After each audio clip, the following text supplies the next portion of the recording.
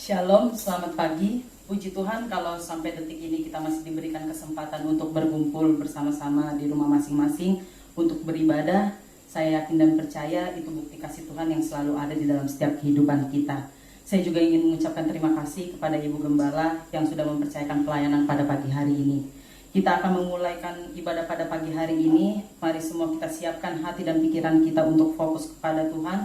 Kita angkat pujian Allah Roh Kudus.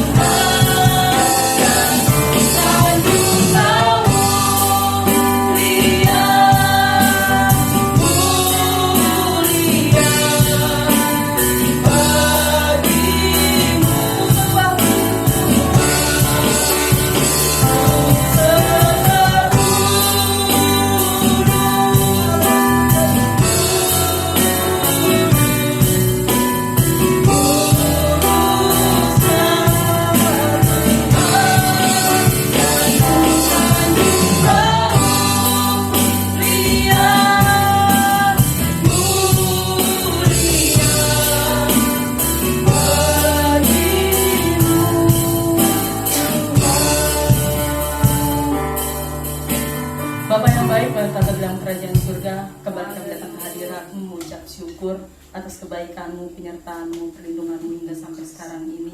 Bapa, kalau pada pagi hari ini kami akan memulai ibadah, kiranya Kau pimpin ibadah kami dari awal, pertengahan hingga akhirnya. Biarlah ibadah yang kami jalankan hari ini bisa menyenangkan hati-Mu, Bapa. Begitu juga Tuhan Yesus, para hamba-Mu yang sudah terlibat dalam pelayanan pagi hari ini, kiranya Kau menjamah, Kau mengurat tapi Engkau tambahkan talentanya lebih lagi, sehingga setiap pelayanan yang kami bawa itu dapat menjadi paling harum di hadapan-Mu. Terima kasih Tuhan, terima kasih Yesus. Kami siap untuk memulai ibadah pada pagi hari ini hanya di dalam nama Tuhan Yesus Kristus, Juru Selamat kami yang hidup. Haleluya, amin. Puji Tuhan, sekalipun kita tidak berjumpa secara fisik, tapi tidak mengurangi sukacita kita untuk kita memuji dan memuliakan nama Tuhan. Mari kita tanggalkan segala beban kita. Kita mau memuji Tuhan, kita mau bersorak bagi Dia. Kita angkat pujian Anggur Baru.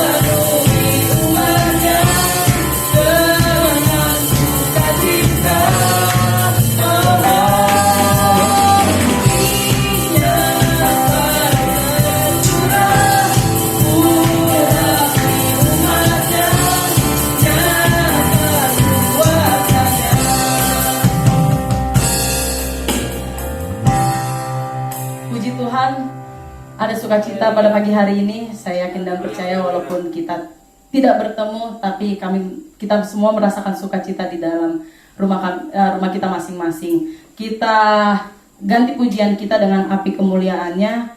Seluruh sidang jemaat di rumah saya undang untuk bangkit berdiri supaya lebih semangat. Amin. Haleluya.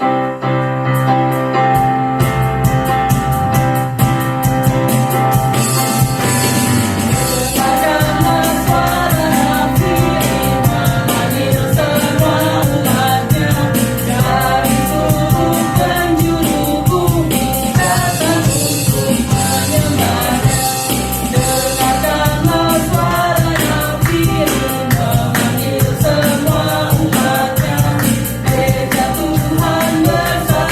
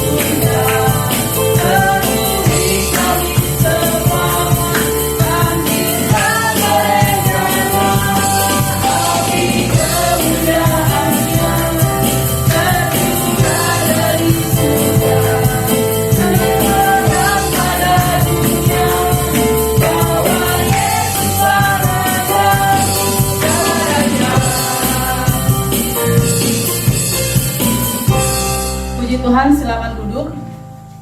Tepat hari ini adalah kita rayakan hari Pantekosta, di mana Tuhan mencurahkan Roh Kudusnya di atas kehidupan kita semua. Biarlah Roh Kudus itu terus kita mau untuk terus tetap menyala, sehingga di dalam segala apapun kita dapat kuat dalam menjalani hari-hari kita. Kita ganti pujian kita dengan api Pantekosta ku punya.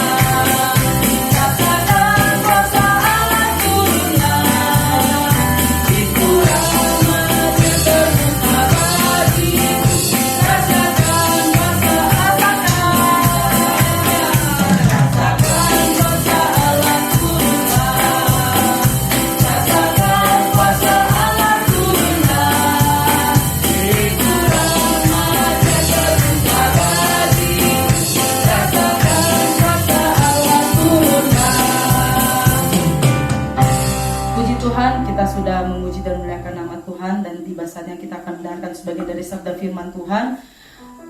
Mari kita siapkan hati dan pikiran kita untuk kita mau fokus pada firman-Nya. Kita angkat pujian Berhembuslah Roh Kudus.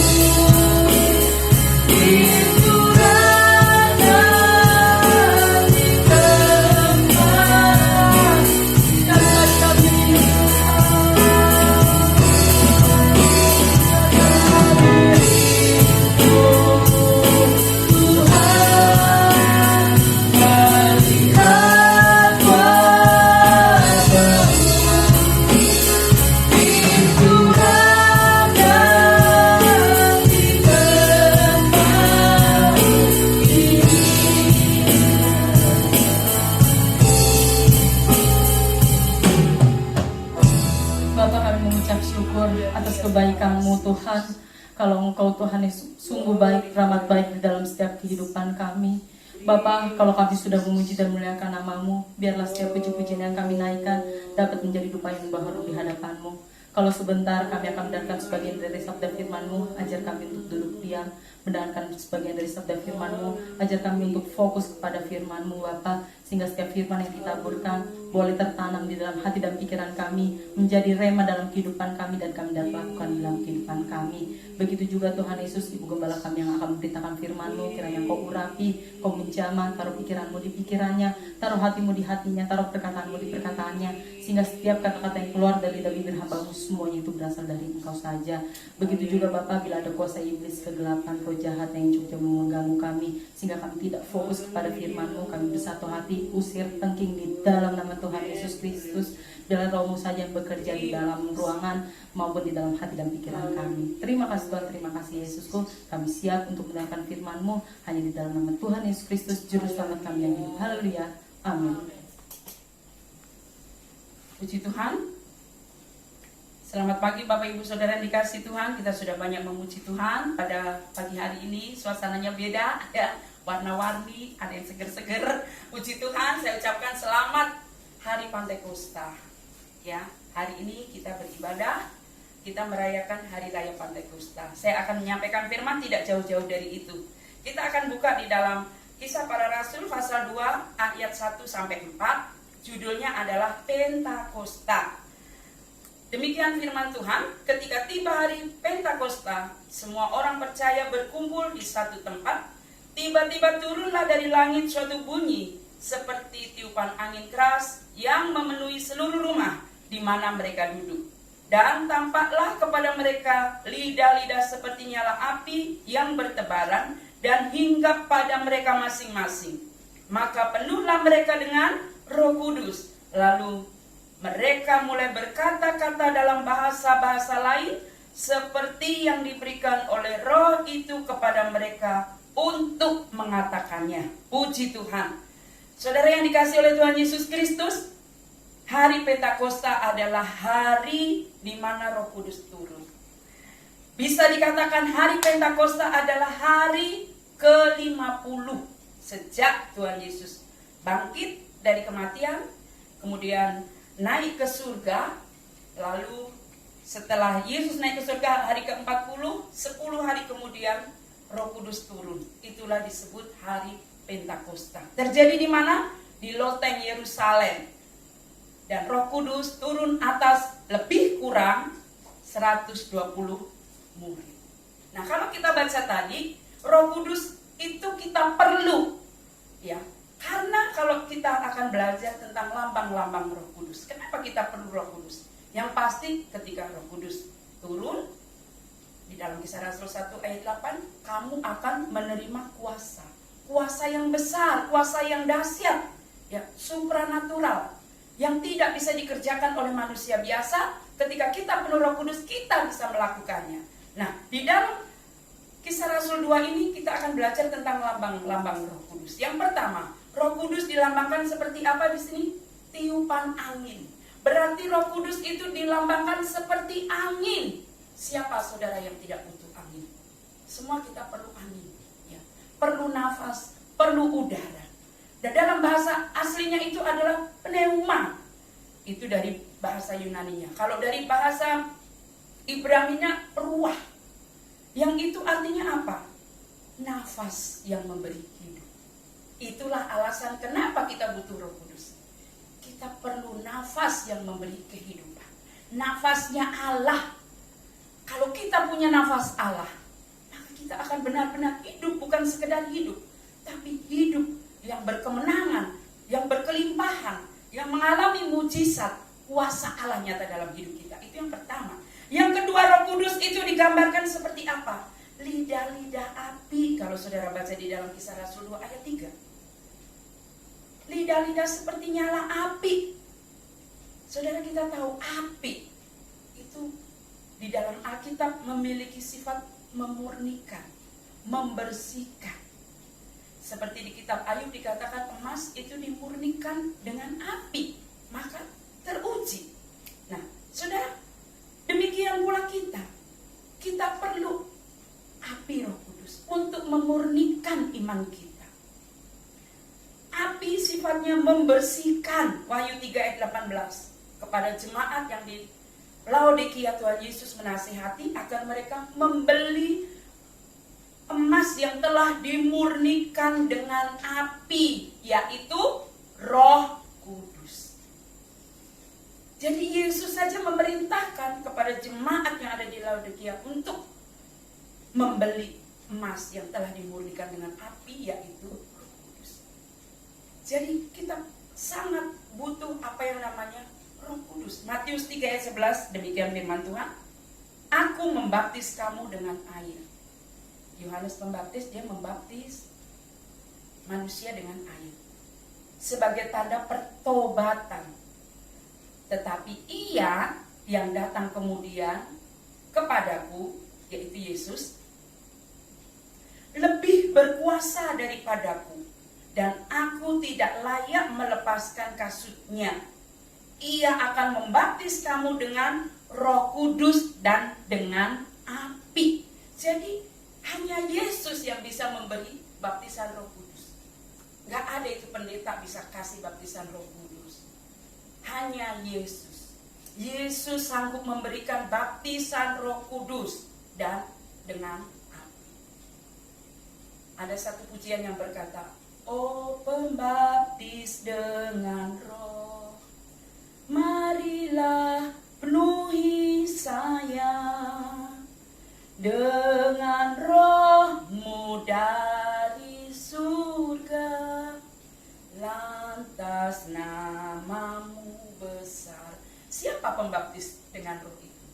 Yesus Kristus. Dan yang ketiga, Roh Kudus juga dilambangkan sebagai apa? Air. Beberapa waktu lalu kita nyanyi, dia seperti air yang mengalir di hatiku. Itu artinya Roh Kudus. Dia seperti air yang mengalir saat ini. Dia menjamah hatiku dan juga menjamah hatimu. Dia seperti air yang mengalir. Dalam Yohanes 4 ayat 14 bagian A dikatakan, tetapi barang siapa minum air yang kuberikan kepadanya, ia tidak akan haus selama-lamanya. Kalau kita penuh Roh Kudus, hidup kita akan dipuaskan. Dunia ini tidak akan membuat kita silau, karena Roh Kudus dia yang akan memuaskan kita, menyegarkan jiwa kita. Bukankah hari-hari ini dunia ini begitu gersang ya, kering, kita semua merasa lelah, capek, kita butuh air. Kalau air yang di sumur itu sebentar menyegarkannya, air aqua sebentar melegakannya, tapi Roh Kudus dia memberi kesejukan, kelegaan, kesegaran. Dan dikatakan kami tidak akan haus selamanya kalau kamu minum dari air yang Roh Kudus. Yohanes 7 ayat 30b berkata, barang siapa haus, baiklah ia datang kepadaku dan minum. Ayat 39 bagian A, yang dimaksudkannya ialah roh yang akan diterima oleh mereka yang percaya kepadanya. Jadi Roh Kudus dilambangkan sebagai air. Kita semua tahu tidak ada manusia yang bisa hidup tanpa air. Nah, Roh Kudus memberi kesegaran, kesejukan, kelegaan kepada kita semua yang rindu dan haus padanya. Itulah sebabnya di akhir zaman ini kita perlu Roh Kudus. Yang keempat, Roh Kudus juga dilambangkan sebagai apa? Minyak. Urapan baru, minyak baru. Seperti perumpamaan gadis yang bijak dan gadis yang bodoh. Mereka punya pelita. Gadis yang bijak, dia biarkan pelitanya terus penuh. Sehingga ketika mempelai laki-laki datang, yaitu Yesus, pelitanya tetap menyala. Dia boleh menyambut mempelai pria itu, yaitu Tuhan Yesus Kristus, masuk dalam kemuliaannya. Tapi gadis yang bodoh, dia biarkan minyaknya habis. Sehingga ketika mempelai laki-laki yaitu Kristus datang, dia ketok-ketok pintu gak dibuka. Jadi kita perlu minyak, saudara. Kalau saudara juga ingat cerita tentang Nabi Samuel ketika mengurapi Raja Daud, memakai apa? Minyak. 1 Samuel 16 ayat 13. Dan ketika Daud sudah diurapi oleh minyak oleh Nabi Samuel, sejak hari itu dalam 1 Samuel 16 ayat 13 dan seterusnya berkuasalah roh Tuhan atas Daud. Sehingga Daud yang masih muda itu bisa melakukan perkara-perkara yang besar, yang ajaib. Dia hanya seorang penggembala domba. Dibandingkan kakak-kakaknya, semua sudah jadi perwira, bekerja di istana. Sementara Daud tidak pernah belajar perang, sekolah perang, militer aja tidak. Tapi Tuhan pakai luar biasa, bisa mengalahkan Goliat, ya. Akhirnya bisa memimpin bangsa Israel. Kenapa? Karena ada roh Tuhan dalam hidup Daud. Samuel mengurapi dia. Dan sejak hari itu dan seterusnya berkuasalah roh Tuhan atas Daud. Jadi saudaraku, kita butuh Roh Kudus. Roh Kuduslah yang memampukan kita untuk melayani Tuhan. Sebagai pelayan Tuhan, jemaat Tuhan, kita semua butuh Roh Kudus untuk bersaksi. Bersaksi itu tidak harus depan gereja seperti ini. Ketika saudara di kantor, di sekolah, di tempat kuliah, tempat bekerja, di angkot umum, kendaraan umum, kita bisa menyaksikan kebaikan Tuhan. Dan kalau Roh Kudus bekerja, kesaksian kita akan dilawat Tuhan, diurapi Tuhan. Roh Kudus, minyak urapan itu juga bisa menyembuhkan orang sakit. Saudara tumpang tangan atas orang sakit, sembuh. Roh Kudus juga memampukan kita untuk mengerti firman. Kadang kita kan baca firman di rumah, kita nggak tahu apa artinya ini. Roh Kudus memampukan kita untuk mengerti apa maksud firman Tuhan itu dalam hidup kita. Dan yang kelima, Roh Kudus juga dilambangkan sebagai meterai, stempel. Sesuatu kalau sudah dimeterai, sudah distempel, itu sudah siap. Efesus 1 ayat 13 dikatakan, ketika kamu percaya, kamu dimeterai dengan Roh Kudus. Kita sudah siap menjadi milik Tuhan, umat Tuhan, sudah distempel oleh Roh Kudus itu. Kita milik kepunyaan Tuhan. Yang keenam, Roh Kudus juga dilambangkan sebagai merpati. Di dalam Yohanes 1 ayat 32, dan Yohanes memberi kesaksian, katanya, aku telah melihat roh turun dari langit seperti merpati, dan ia tinggal di atasnya. Saudara, juga kalau saudara bandingkan di dalam Lukas 1 ayat 21 sampai 22, ketika Yesus dibaptis, ayat 22, turunlah Roh Kudus dalam rupa burung merpati ke atasnya. Dan terdengarlah suara dari langit, engkaulah anakku yang kukasihi, kepadamulah aku berkenan. Nah, disaksikan oleh Yohanes. Yohanes bersaksi, Roh Kudus itu seperti merpati.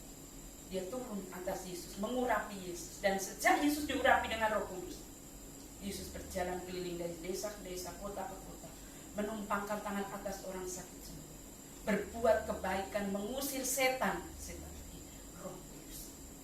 Jadi kita sangat perlu Roh Kudus, urapan Tuhan. Kalau kita kembali ke peristiwa Pantekosta tadi di dalam Kisah Rasul 2 ayat 4.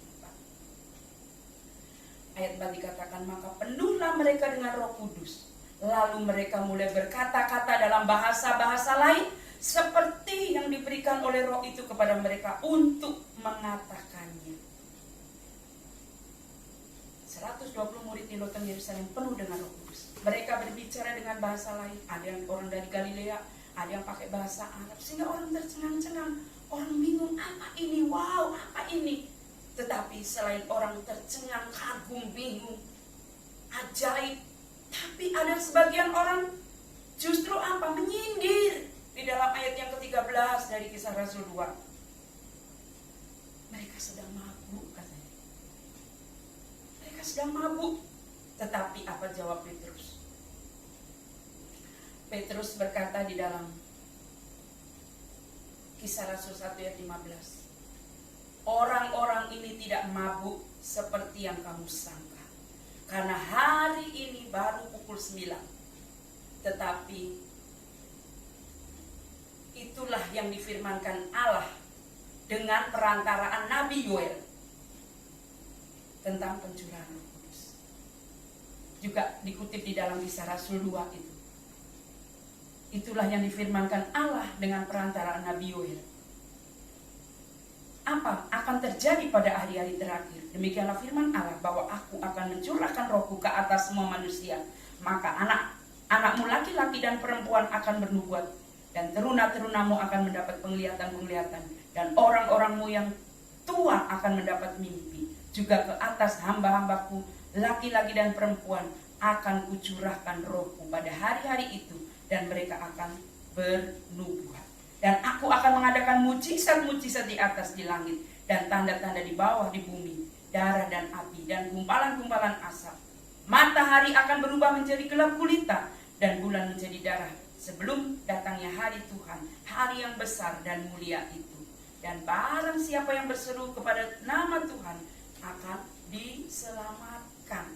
Nah, jadi mereka tidak mabuk oleh anggur, tapi genap firman yang disampaikan oleh Nabi Yoel ribuan tahun yang lalu, digenapi di Kisah Rasul. Ketuanan Roh Kudus di loteng Yerusalem. Dan sejak hari itu, saudaraku, kalau kita baca Petrus, dia menjadi seorang yang penuh Roh Kudus. Sekali berkhotbah 3.000 orang bertobat. Padahal dia dulu orang yang pengecut, menyangkal Yesus. Dia tidak mau mengakui bahwa dia salah satu dari murid Yesus, takut, penakut. Dan Petrus ini bukan orang terpelajar. Dia nelayan biasa. Tinggal di kampung nelayan. Bayangkan orang yang gak bisa baca tulis, sekali berkhotbah 3.000 orang bertobat. Apa yang dikhotbahkan? Dia hanya berkhotbah, di bawah kolong langit tidak ada nama yang beri keselamatan, hanya Yesus, kecuali Yesus. Dan bilang, engkau bertobat, memberi dirimu dibaptis, engkau akan selamat dan penuh Roh Kudus. 3.000 orang langsung mau dibaptis hari itu juga. Jadi Roh Kudus membuat kita diurapi dengan luar biasa pada akhir zaman ini. Petrus dan Yohanes memberitakan bahwa keselamatan hanya ada di dalam Yesus. Dan Kisah Rasul 4 ayat 12 sampai 13, Petrus dan Yohanes ini orang-orang yang tidak terpelajar, ditekankan di sana.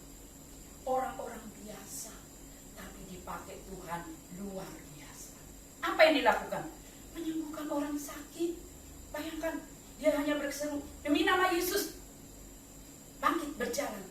Orang yang lumpuh 40 tahun, dia cuma minta-minta. Petrus gak bawa uang, lalu dia bilang, aku gak punya uang, gak punya emas, gak punya perak, tapi apa yang ada padaku, demi nama Yesus, kamu orang lumpuh bangkit dan berjalan. Orang lumpuh 40 tahun tiba-tiba berdiri, berjalan dan berlompat-lompat. Nah, itulah kalau kita dipenuhi dengan kuasa Roh Kudus. Ada kuasa yang besar menyertai orang percaya, menyertai kita untuk melayani Tuhan, untuk menyaksikan kebaikan Tuhan. Di dalam Kisah Rasul 5 ayat 15, mereka, orang-orang yang melihat mujizat itu, terus berbondong-bondong bawa orang sakit, orang buta, orang lumpuh, orang kerasukan setan.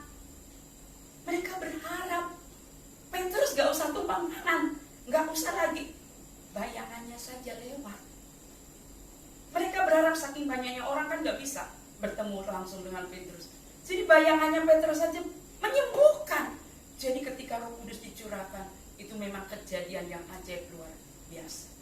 Karena hanya setidaknya bayang-bayangnya Petrus saja bisa menyembuhkan. Sampai-sampai Simon, seorang tukang sihir, dia takjub.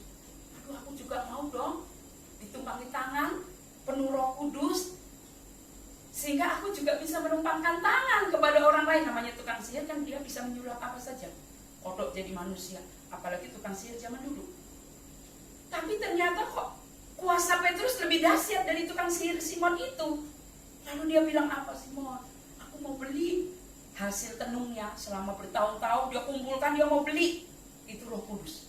Simon Petrus bilang apa? Binasalah engkau dengan uang. Roh Kudus tidak dapat dibeli. Roh Kudus diberi dengan cuma-cuma. Kita bisa minta kepada Tuhan. Dan hari ini hari Pentakosta, kita jemaat Tuhan, kita juga meminta ketuanan Roh Kudus. Di dalam Kisah Rasul 19 ayat 11, Paulus, dia setelah bertobat, dia dipenuhi Roh Kudus, dibaptis, dipenuhi Roh Kudus. Paulus pun bisa melakukan perkara yang dahsyat. Paulus yang tadinya orang yang dihormati, ya, terpelajar, dia mengiringi Yesus malah dianiaya. Kenapa dia mampu keluar masuk penjara, direndahkan? Karena penuh dengan Roh Kudus. Dan Paulus pun sama seperti Petrus. Orang membawa orang buta, lumpuh, timpang, semua disembuhkan oleh Tuhan. Dan ayat terakhir di dalam Kisah Rasul 19 ayat 12. Orang membawa sapu tangan atau kain yang pernah dipakai oleh Paulus, lalu meletakkannya atas orang sakit, maka lenyaplah penyakit mereka dan keluarlah roh-roh jahat. Bayangkan kalau bekas ngelap keringet, bajunya aja buat berebut orang. Saking dahsyatnya urapan Roh Kudus pada mula-mula. Mungkin hari ini saudara berkata, itu kan dulu 2000 tahun yang lalu, Petrus bayangannya aja bisa menyembuhkan, Paulus lap keringatnya aja bisa menyembuhkan. Hari-hari ini saudara, banyak hamba-hamba Tuhan yang dipakai luar biasa, ikut-ikutan. Dia pengen lungsuran, makanya saudara jangan heran kalau orang pengen lungsuran baju, ya. Karena apa? Dia pikir sama seperti Paulus. Sebab itu siang hari ini mari kita mau minta Roh Kudus. Karena 1 Korintus 2 ayat 12, Roh Kudus itu dikaruniakan cuma-cuma. Siang ini kita minta kepada Tuhan. Jika Roh Kudus turun atas kita, saudara pun akan diberi karunia. Karunia menyembuhkan, karunia bernubuat, dan banyak karunia yang Tuhan beri. Jadi kita sebagai gereja Tuhan akhir zaman harus dibaptis dengan Roh Kudus, harus dimeterai, dicap dengan Roh Kudus, harus didiami Roh Kudus. Roh Kudus harus diam dalam hati kita, harus penuh Roh Kudus, dan harus dimurahi Roh Kudus. Puji Tuhan, demikian firman Tuhan. Saya jemput kita semua bagi berdiri. Mari pemain musik kita akan naikkan satu pujian. Urapan baru terjadi di tempat ini. Haleluya, terima kasih Tuhan buat firman-Mu hari ini. Kami terlalu yakin dan percaya di hari Pentakosta hari ini, jemaat-Mu yang sudah mendengar firman, kami diberkati oleh Engkau. Haleluya, haleluya Yesus. Haleluya, haleluya Yesus. Urapan baru terjadi di tempat ini. Allah hancurkan segala belenggu dosa. Sorak kemenangan terdengar di tempat ini. Di sini ada urapan baru. Mari kita angkat tangan kita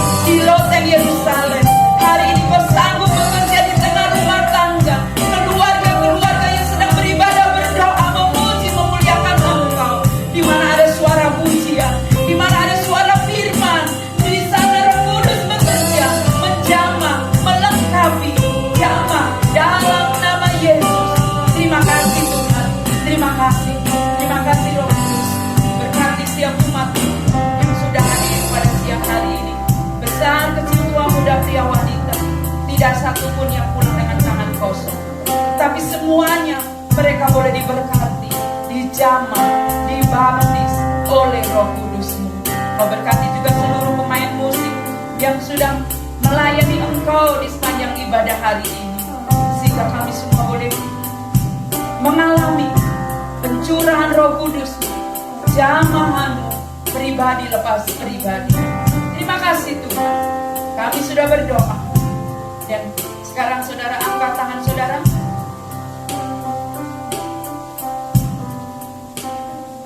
Pulanglah ke rumah masing-masing, bawalah berkat yang datang dari Allah Bapa, Allah Putra, Allah Roh Kudus, Tuhan Yesus Kristus menyertai kita semua hari ini sampai Maranatha. Dalam nama Yesus kami akhiri ibadah ini dan kami terima berkat-Mu. Haleluya. Amin.